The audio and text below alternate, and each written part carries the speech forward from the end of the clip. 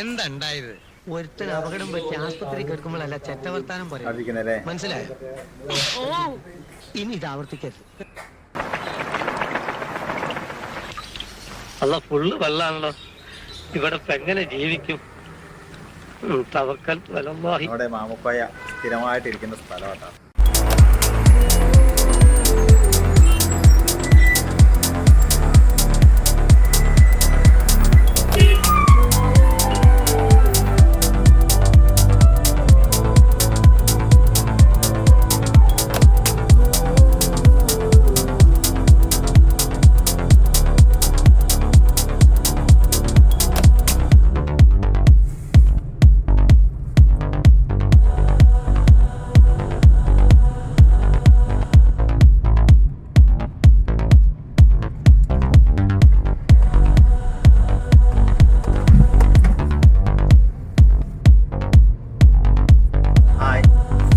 നമ്മളിപ്പോ നൗഷാദിഖാൻ്റെ കൂടെ ഒരു സ്ഥലത്ത് വേണം.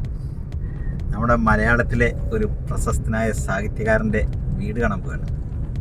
അദ്ദേഹം കോഴിക്കോടാണുള്ളത്. ഇപ്പം നമ്മുടെ ഒപ്പം ഇല്ലാത്ത ഒരാളാണ്. അവിടുത്തെ കാഴ്ചകളും വിശേഷങ്ങളും ആ സാഹിത്യകാരൻ്റെ വീടും പരിസരമൊക്കെ നമുക്കൊന്ന് കണ്ടിട്ട് വരാം.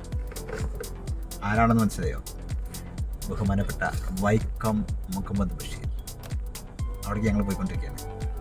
Welcome back Roy 3R videos.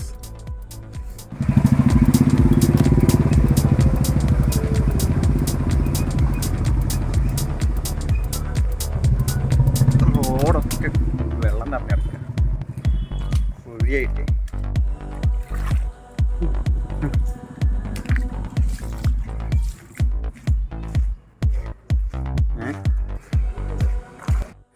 നമ്മളിപ്പോൾ നിൽക്കുന്നതേ നമുക്ക് വേണ്ടപ്പെട്ട ഒരു പ്രശസ്തനായ സാഹിത്യകാരൻ്റെ വീടിന് മുന്നിലാണ്.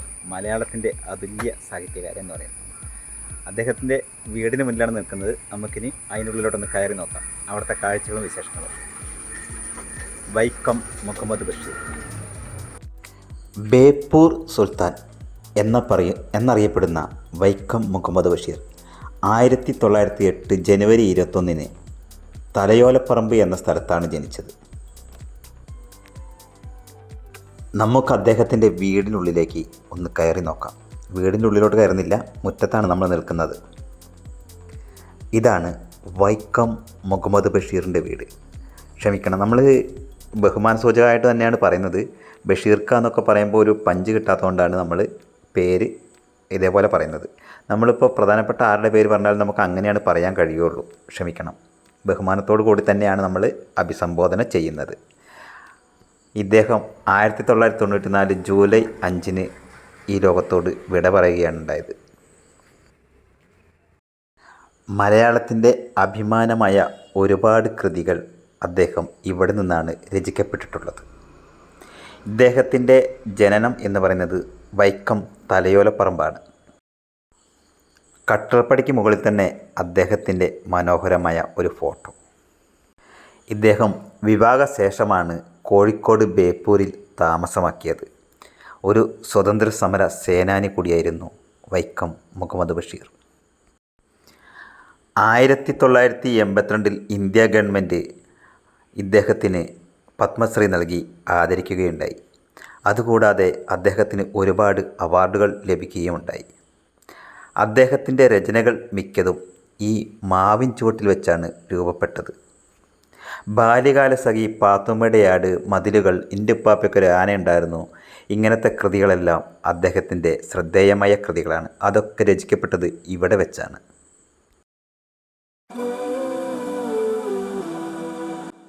നമ്മളിപ്പോൾ നിൽക്കുന്നതേ നമ്മുടെ ബഹുമാനപ്പെട്ട വൈക്കം മുഹമ്മദ് ബഷീർ എന്ന സാഹിത്യകാരൻ്റെ വീടിൻ്റെ അടുത്താണ്. അദ്ദേഹത്തിൻ്റെ വീടാണ് എൻ്റെ പിന്നിൽ കാണുന്നത്. ഒരുപാട് സാഹിത്യ സൃഷ്ടികൾ മലയാളത്തിന് സമ്മാനിച്ച അതുല്യ കലാകാരൻ ബേപ്പൂർ സുൽത്താൻ.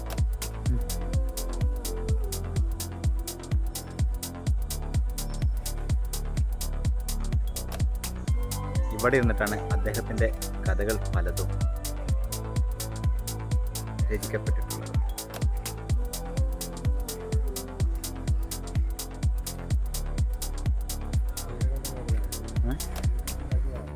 ബാക്കിൽ കാണുന്നത്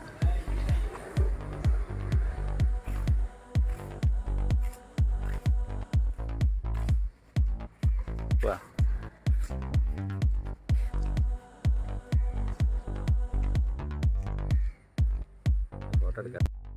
ഞാനൊരു സംഭവം നിങ്ങൾക്ക് കാണിച്ചു തരാം. ഈ വരാന്തയിൽ തന്നെ ഒരു സൂത്രമുണ്ട്.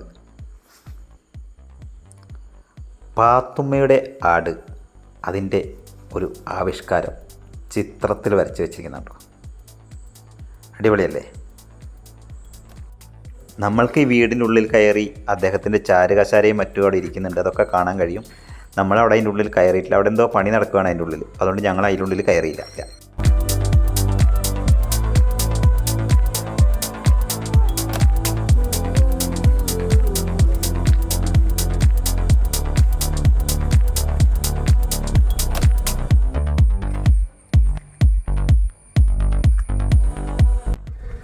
ഇനി നമ്മൾ മറ്റൊരു സ്ഥലത്തും കൂടെ ഇന്ന് പോകുന്നുണ്ട്.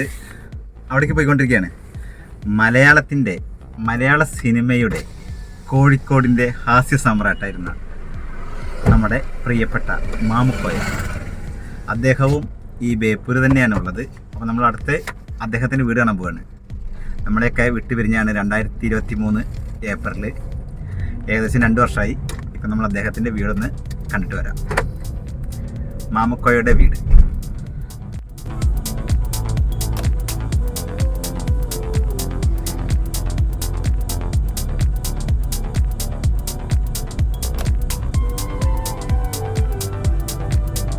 ഈ വീഡിയോ എടുക്കാനായിട്ട് എന്നെ സഹായിക്കുന്നത് നമ്മുടെ നൗഷാദിക്കാണ്.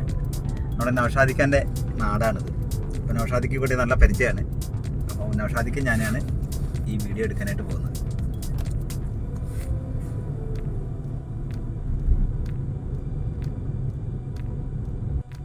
ഇതിനു മുന്നേ നമ്മുടെ ഇപ്പോൾ ഒരുപാട് വീഡിയോയിൽ വന്ന ആളാട്ടാ.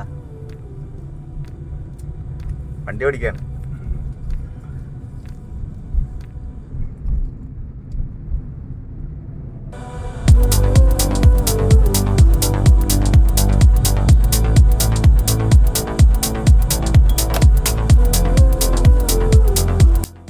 ഇതാണ് നമ്മുടെ മാമുക്കോയക്ക, അദ്ദേഹത്തിൻ്റെ വീട്. നമുക്ക് റോഡ് സൈഡിൽ തന്നെയാണ് കേട്ടോ വീട്. ഇതുണ്ടോ, മെയിൻ റോഡിനോട് ചേർന്ന് തന്നെയാണ്. ഇപ്പോൾ ഉള്ളത് നമ്മുടെ പ്രിയപ്പെട്ട മാമുക്കോയുടെ വീടിന് മുന്നിലാണ്. ഞാൻ ആ വീടിന് കാണിച്ചു തരാം. 1946 ജൂലൈ 5 മാമുക്കോയ ജനിച്ചത്. 2023 ഏപ്രിൽ 23 ഈ ലോകം വിട്ടു പോവുകയുണ്ടായി. നാടകത്തിലൂടെ സിനിമയിൽ എത്തിയ ഒരാളാണ് നമ്മുടെ പ്രിയപ്പെട്ട മാമുക്കോയ. കോഴിക്കോടൻ ഭാഷാശൈലിയിലാണ് അദ്ദേഹം ശ്രദ്ധിക്കപ്പെട്ടത്. കുതിരവട്ടം പപ്പുച്ചേട്ടനും ശ്രദ്ധിക്കപ്പെട്ടത് കോഴിക്കോട് ഭാഷയിലാണെങ്കിലും മാമുക്കോയയ്ക്ക് മുസ്ലിം സംഭാഷണ ശൈലിയാണ് ഏറ്റവും കൂടുതൽ ശ്രദ്ധിക്കാൻ കാരണമായി തീർന്നത്.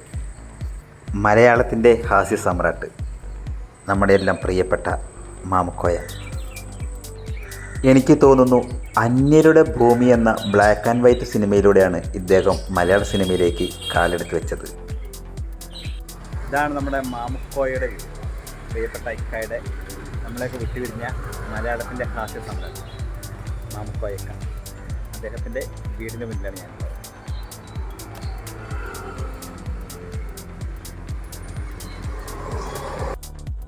എന്നാൽ ഇദ്ദേഹം ശ്രദ്ധിക്കപ്പെട്ടത് ദൂരെ ദൂരെ ഒരു കൂടുകൂട്ടാം എന്ന സിനിമയിലെ അറബി മുൻഷിയായിരുന്നു ഏറ്റവും കൂടുതൽ ശ്രദ്ധിച്ച ആദ്യത്തെ വേഷം. സിനിമയിൽ വരുന്നതിന് മുമ്പ് നാടകത്തിലാണ് കൂടുതലും ശ്രദ്ധിച്ചിരുന്നത്. നാടകത്തിലൂടെ സിനിമയിലേക്ക് എത്തിയ ഒരു കോഴിക്കോടുകാരൻ.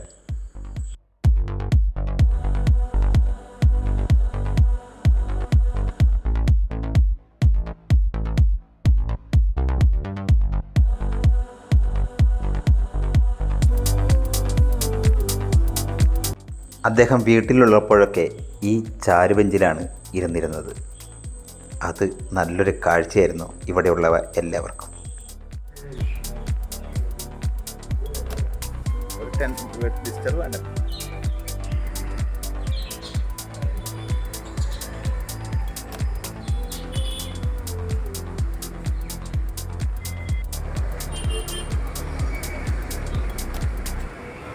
ഇത് ബേപ്പൂർ നടുവട്ടം അരക്കിണർ ഭാഗത്താണ് കേട്ടോ.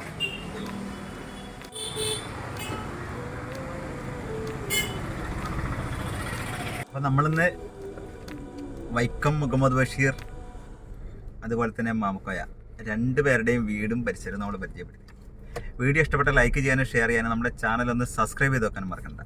മറ്റൊരു പുതിയ കാഴ്ചയുമായി വീണ്ടും വരാം. അതുവരേക്കും ബൈ ബൈ.